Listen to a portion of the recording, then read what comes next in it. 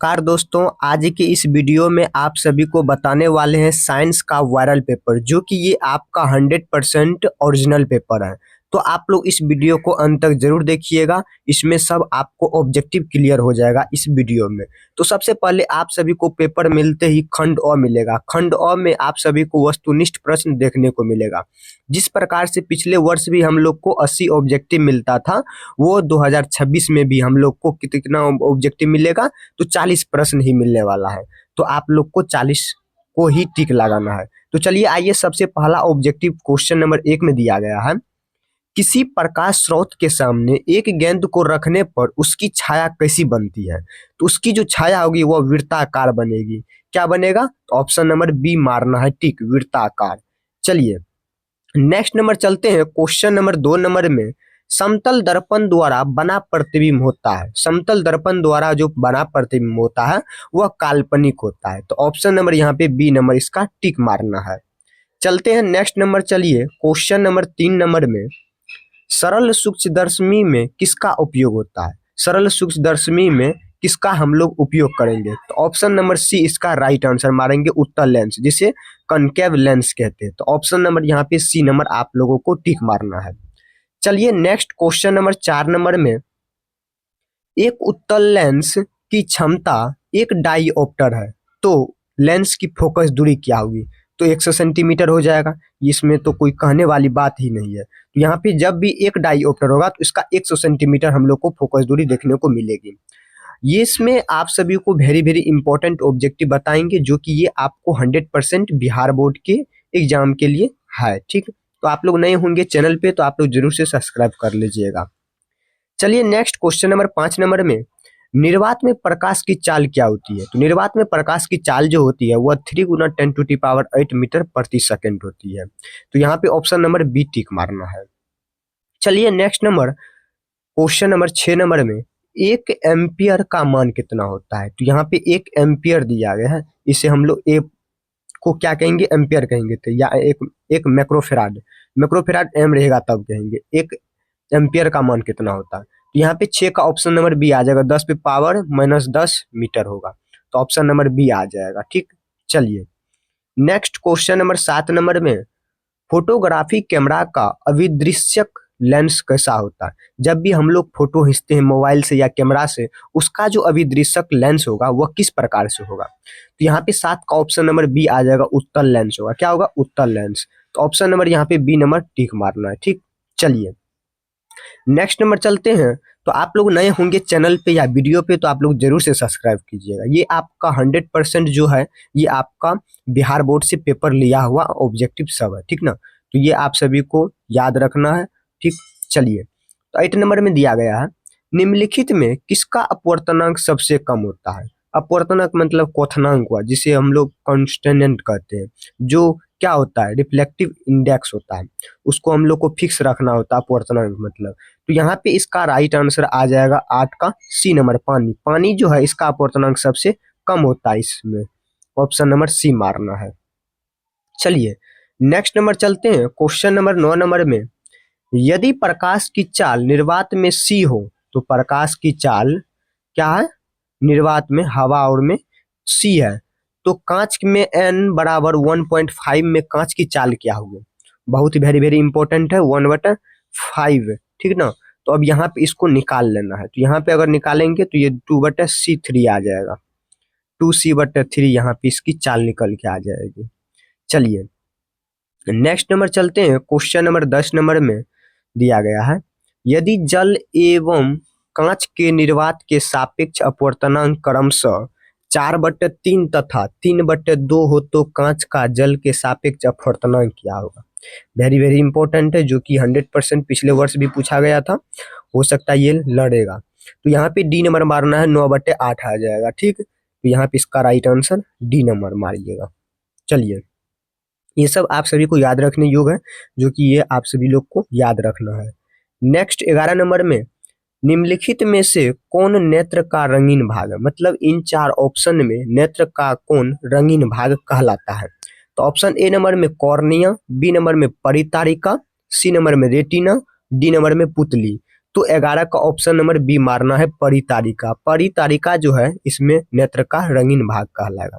तो option number आ जाएगा iris, जिसे आप आइरिस कहते हैं। ठीक, चलते हैं नेक्स्ट नंबर। 12 नंबर में दिया गया है, रेटिना प्रकाश को परिवर्तित करता है। रेटिना जो है ये हमारा, मान के चलिए ये आंख है, ये बीच वाला जो रेटिना है ये प्रकाश को किस तरह से परिवर्तित करेगा?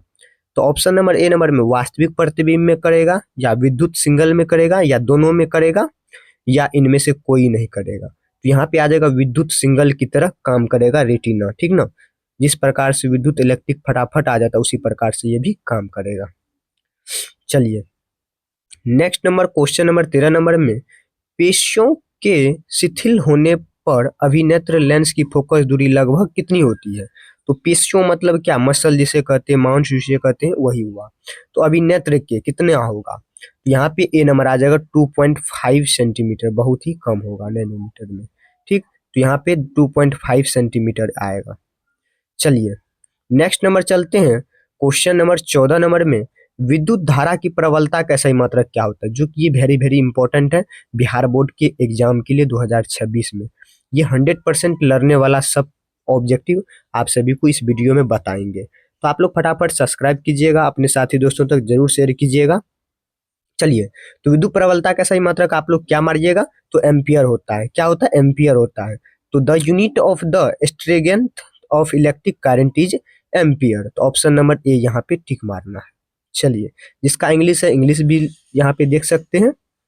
नेक्स्ट 15 नंबर में, आर ओम प्रतिरोध वाले एन प्रतिरोधकों को समांतर क्रम में जोड़ने की तुल्य क्या हो जाएगा? जब भी हम लोग इसको और उसको जोड़ेंगे तो आर ओम हो जाएगा। ओम को हम बट्टे में क्या लिखते हैं? वी बराबर आई आर लिखते हैं। तो उसी प्रकार से हम लोग आर ऊपर करेंगे, एन को नीचे करेंगे। तो यहाँ पे बी नंबर, ऑप्शन 15 का बी नंबर टिक मारना है। ठीक, चलिए नेक्स्ट क्वेश्चन नंबर 16 नंबर में, जो कि ये VVI है, 100% बिहार बोर्ड वायरल पेपर के लिए है। ठीक ना, तो 100% ये जब 26 के एग्जाम में साइंस पेपर में लड़ेगा ही लड़ेगा।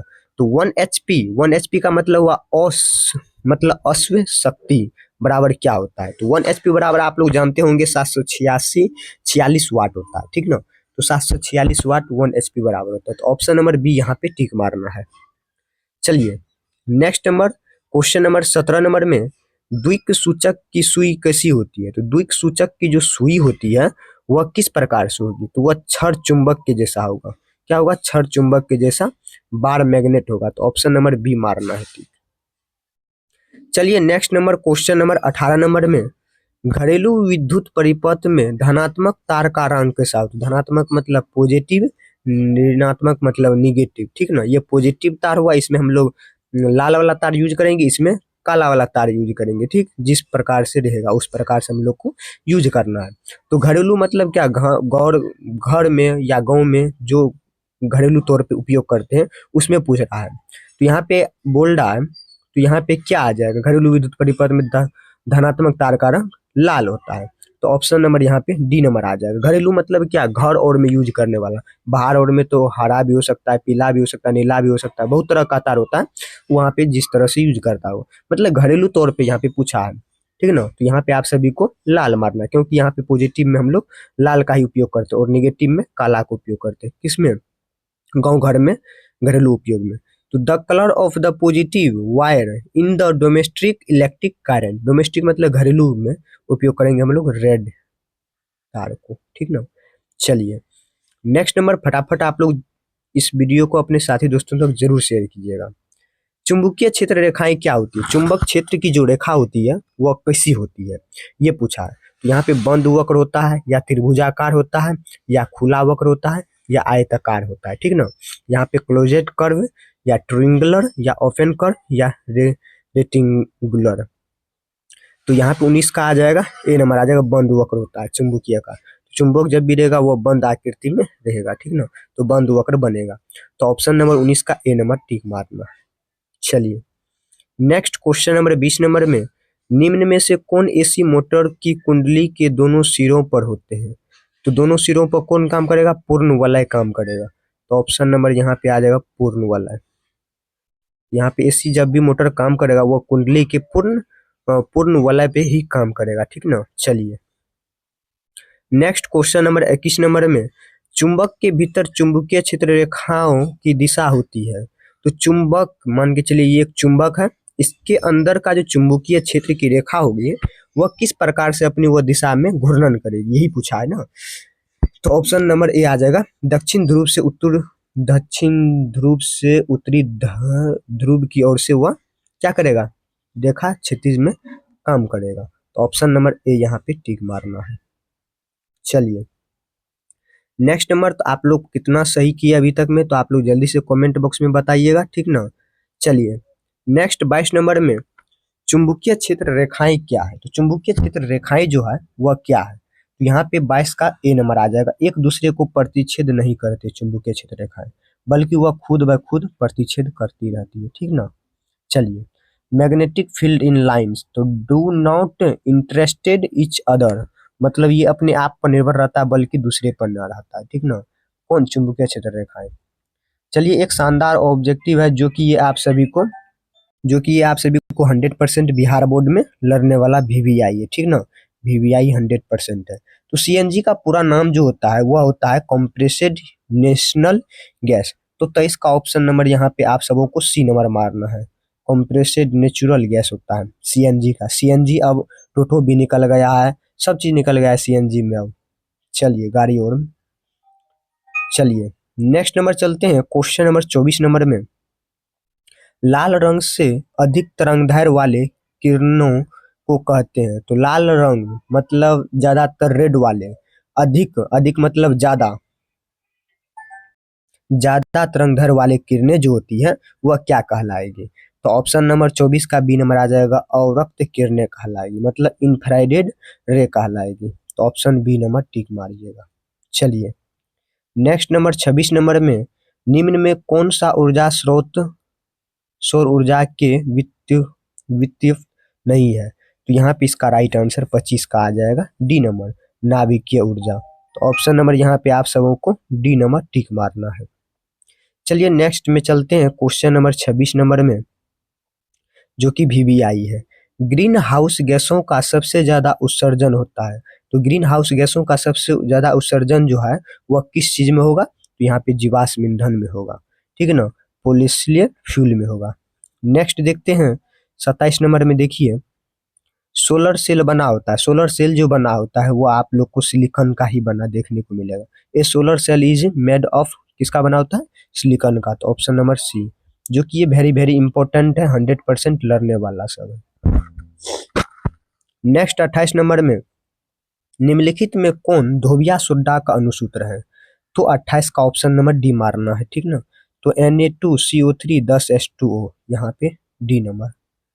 चलिए ये सब याद रखने योग्य है जो कि वीवीआई है, वायरल है, 100% बिहार बोर्ड के लिए है।